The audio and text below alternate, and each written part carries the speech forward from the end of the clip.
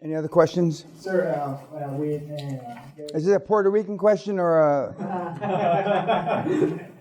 Now, he told me that it was inspirational to listen to the other Puerto Rican on the YouTube or the webinar. Nobody's ever told me that before about him, but anyway, go ahead.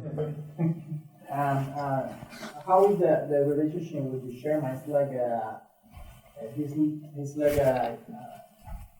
You play you have to like a hobby with him? Or? No. Well, I mean, if he plays golf, now don't start golf and never play golf and say, "Yeah, I'll meet you at the golf club." And we've had that happen too. I was never so embarrassed. I swung 5 times at the ball on the first tee and I never hit it. And then finally, the caddy told me, "Pick the ball up, kid. Let's walk down." That's not what I mean. If you play golf and he asks you to let's play golf, fine. If you play tennis, don't have this the first time you're on the tennis court, and that's good. I told you with Grazos and I we like fine restaurants and fine wine. With Jim Newman, it was tennis. I used to be a pretty good tennis player, and with Jerry Orman, it was golf. And so we could split up the business conversation over playing tennis. Over playing golf. It's easier to split up business conversation on a golf course than it is a tennis court when you're running back and forth with the ball. But and then you talk about that. You want the relationship to be easy for him or her. You want them to enjoy seeing you, not always with a problem. And in the beginning, you'll have problems. But when you ask me in your weekly report, and I'll say, well, what did your chairman say? What did your board say? And again, as I've pounded to death, you'll be embarrassed to ask your chairman or your board, your CFO, and if you're not CEO, because you don't want them to know how inept you are vis-a-vis what you're doing. There's only 31 words. 31 words, and we've already covered, I think, all of them. It's not a difficult process. The only difficult thing is taking action, pulling the trigger. It's like the Nike slogan: "Just do it, or just fucking do it." And those are easy words to say, but they're not easy to implement. And the difference between the kids, like the kid from Mauritius that we heard earlier today, he went out. He took longer than he needed to pick an industry. He verified some margins. I can tell you, any industry that you can come up with between now and the time you leave, I can pretty much give you the margins. I can tell you. So don't use that as an excuse not picking an industry. I can tell you what the margins are. Sir, how long does it usually take to pick an industry? Like one day? Well, I mean, what's the city you're from? The city? Yeah. It's called Aalst, and it's like 30 kilometers near Brussels. Okay. Brussels, you drive down the street. How many main streets are in Brussels? A couple. Okay. Drive up and down each street twice. Pick an industry. That's it. Or you go like this, type in, just hit a letter on your keyboard. Say it's S. Then you say, industry starting with S. Sex workers. Okay? Sex. Okay. I'm abhorred that they sell sex toys on fucking television at 10 o'clock at night on television, regular TV here in the UK. And they got some girl wobbling her ass around, and then they're talking about, oh, gee, kids watch TV past 10, don't they? Yeah. Yeah, I mean, anyway. So you hit S, and all industries start with S, and just pick one. Because you're going to pivot. 50% of it will pivot the first month. So then you think, well, I spent all that time, but you didn't, because you're building a board. Half of your board will be able to stay with you unless you pivot from healthcare to aerospace engineering. Well, the healthcare guys are going to go, We don't know. Okay? We have, drones, Pilates studios. There's just so many. And virtually all industries are cottage or the word they use, or fragmented. I'm sure in your industry alone, the general industry, there's probably 50 different things that you could roll up. From fisheries to boats to the guys that take people on boats to charter. There's a gazillion of them. That used to be the cheapest outing that you could find back when I was a kid. When my dad was going through that bonding period, took me deep sea fishing, and they had half-day boats and all-day boats. And if I remember correctly, a half-day boat was like now the adults paid $16, and I think children were $10 or $12. Now that was 50 years ago. What's a half-day boat now? I think it's $450. 450? Holy shit! I should have gotten that fucking business. And how much is an all-day boat? Depends on if they stay overnight or if they just stay for the whole day. I think it's around $600 to $800, depending. Okay, now is that for the whole boat or per person?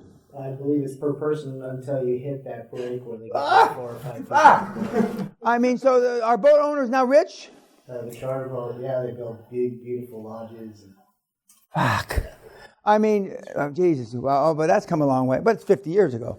And but a lot of people, poor people, used to bring kids, and they do on a half-day boat that starts at about 4 or 5 in the morning ish.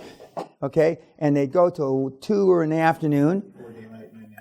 Yeah, and then they take the kid to the beach in the afternoon and make a day of it. And when you're poor, when you're po. Well, I was so po, I had a possum for a dog. Okay, which isn't true, but that's a great story down in the South. When people say they're trying to swap how poor you were. Did you write that down, possum for a dog, cat? No, we don't need to keep that one. So you just pick an industry. Okay, I was talking to the optometrist, the car salesman optometrist, and glasses, these lenses, I used to be in the optometrist business. I owned 18 optometrist shops, units, whatever they call them. And the lenses we used to buy for about 50 pence per lens. The frames we bought in China for £2 or £3, let's say $3 or $4 per frame. They weren't gold frames like this, but frames. So a pair of glasses all in was £3.5, $5. I asked them what the costs are now, and what did you tell me? Like 27% cost of goods. No. I mean, they're similar. The costs haven't changed that much. No. And how much do you pay for glasses? $195, $200, $400. You go to New York City, $2,200, and you get a second frame for free. And they're making the margins are horrific. You can roll up these. You can roll up tie manufacturers. You can roll up shoe manufacturers. You can roll up, I wouldn't roll up the socks that some of you wear, but you can roll orthopedic shoes, regular shoes, flip-flop shoes. I mean, there's no end to the things you roll up. And then once you get some economy of scale and you get some mass, then you have equity that you can take out, right, and put it in your little pocket, or you can bolt on supplementary and complementary businesses. And then you go into different verticals. There's all kinds of different methodologies, but it all starts with the first fucking acquisition. You got to shoot somebody someplace first. Somebody meaning a deal, not a person. Yes, sir. Are conglomerates more successful, or should you just focus? Okay, no. Now, some of you, over the years, Anelli's one, are building conglomerates. In other words, different low-hanging fruit. That's a methodology. Conglomerates are harder to value because industrial conglomerates have low multiples on the stock exchange. Industrial conglomerates only have 6, 7, 8 times multiples on the stock exchange. So what the fuck they think they're going to be purchased for on the non-public market, which also means they're cheaper. And that's what Anelli, the black Hitler from South Africa is doing. And I don't know if when I told him that, he liked it, but plus in South Africa, there's just it's chaos. Contrary to what the South African government is telling you. It's bloody chaos. And so far he's gone after, like I told you, the 4 or 5 companies that he's closing on right now are 5 times larger than the conglomerate he built over 18 years. But he did it the old-fashioned way, organically, blood, sweat, and tears.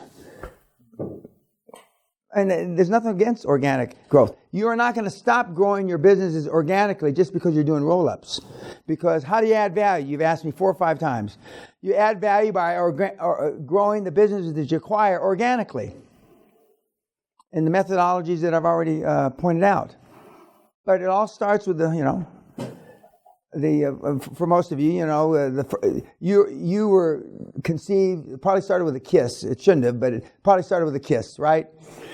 Flowers, candy, date, dinner, a kiss, bend over. Okay? kind of in that order, right? But it started, somebody had to ask someone, maybe now, do people still ask people out on dates? Yeah? You think so? Yeah. Okay. Somebody asked some. It started with an action, right? Some dumb fucker asked your biological mother out. Okay? And now here you are. Okay? They may be sorry for, and 2 or 3 of your regrets are having me, which is you writing. Okay? But so it has to start. Start somewhere. And it's easy.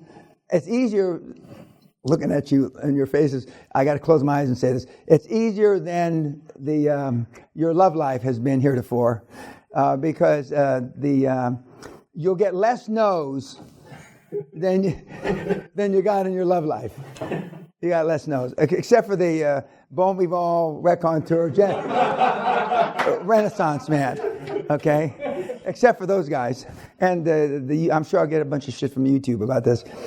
But you got to start. I can't emphasize it enough. You got to start. You got to start somewhere, And once you get going, it's, there's no stopping you. And again, I use Josh Kim. I use his name in vain quite often because when you can do it at 17, we've got a kid 15 who I wouldn't let come to the seminar, who's building a board, bedpans, England, 15. 15. And his younger brother, 13, calls his 15-year-old brother a weenie, wimp. And then they, with greatest respect, kids, they send me their pictures. Shit, do they look young? Christ almighty. 13 and 15. And we know what you were doing at 13 and 15. Yeah. You were building a mast, but it was between your legs. It wasn't it wasn't a fucking building a conglomerate or a healthcare company. By the way, we're going to talk tomorrow about sexual transmutation. I'll talk about it now. Napoleon Hill talks about it in Think and Grow Rich. He talks about it in virtually everything he wrote. Sexual transmutation, meaning young guys going through with a high level of hormones. If they spent that energy on building businesses and abstaining from sex, is what he says, that you're better off, because he doesn't say it in these words, but most young guys are thinking more about getting just their willy wet. That's all they think about, okay?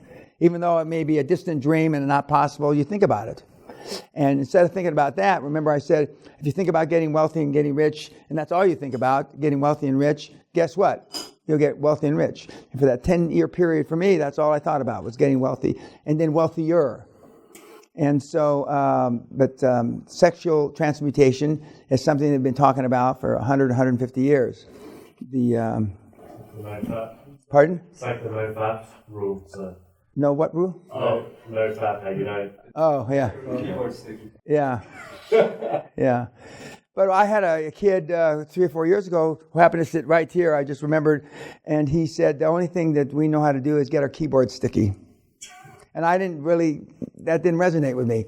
And then everybody started to giggle and then laugh. And I turned to him and I says, he's watching porn, and he goes, oh, no, keyboard sticky. So now I use it quite often.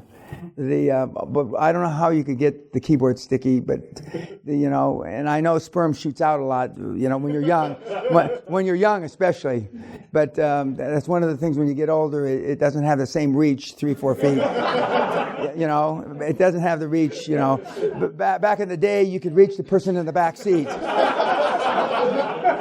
But that's one thing I can guarantee. Even as fit as somebody like me, you don't have that same reach. But you also don't have that same mess. You also don't have that same mess. Okay, YouTube, good night.